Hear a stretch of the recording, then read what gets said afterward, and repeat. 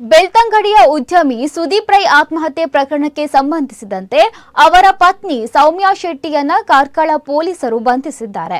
ಮೂಲತಃ ಪುತ್ತೂರು ನೆಲ್ಯಾಡಿ ನಿವಾಸಿ ಸುದೀಪ್ ರೈ ಮತ್ತು ಕಾರ್ಕಳ ಕಜೇರಿವಾಸಿ ಪುತ್ತೂರು ಸಬ್ ರಿಜಿಸ್ಟರ್ಡ್ ಕಚೇರಿ ಉದ್ಯೋಗಿ ಸೌಮ್ಯಾ ಶೆಟ್ಟಿ ಫೆಬ್ರವರಿ 17ರಂದು ರಿಜಿಸ್ಟರ್ಡ್ ಮ್ಯಾರೇಜ್ ಆಗಿದ್ರು. ಆದರೆ ಮದುವೆಯಾದ ಕೆಲವೇ ಒಂದು ತಿಂಗಳಲ್ಲೇ ಮಾರ್ಚ್ 17ರಂದು ಸುದೀಪ್ ರೈ ವಿಷ ಸೇವಿಸಿ ಆತ್ಮಹತ್ಯೆಗೆ ಯತ್ನಿಸಿದ್ದಾರೆ.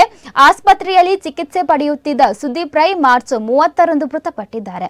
ಮಗನ ಸಾವಿನ ಬಗ್ಗೆ ಸಂಶಯ ವ್ಯಕ್ತಪಡಿಸಿ ಸುದೀಪ್ ಅವರ ತಂದೆ ದಾಮೋದರ ರೈ ಕಾರ್ಕಳ ನಗರ ಪೊಲೀಸ್ ಠಾಣೆಯಲ್ಲಿ ದೂರು ದಾಖಲಿಸಿದ್ದರು. ಅದರಂತೆ ಪ್ರಕರಣ ದಾಖಲಿಸಿಕೊಂಡು ಪೊಲೀಸರು ತನಿಖೆ ನಡೆಸಿ ಆರೋಪಿ ಪತ್ನಿ ಸೌಮ್ಯಾ ಶೆಟ್ಟಿಯನ್ನ ಬಂಧಿಸಿದ್ದಾರೆ. ಮೃತರ ತಂದೆ ನೀಡಿದ ದೂರಿನಂತೆ ತನಿಖೆ ನಡೆಸಿದ್ದು ಪ್ರಾಥಮಿಕ ಸಾಕ್ಷ್ಯಾಧಾರಗಳ ಮೇರೆಗೆ ಸೌಮ್ಯಾ ಶೆಟ್ಟಿ ಅವರನ್ನ ಬಂಧಿಸಲಾಗಿದೆ.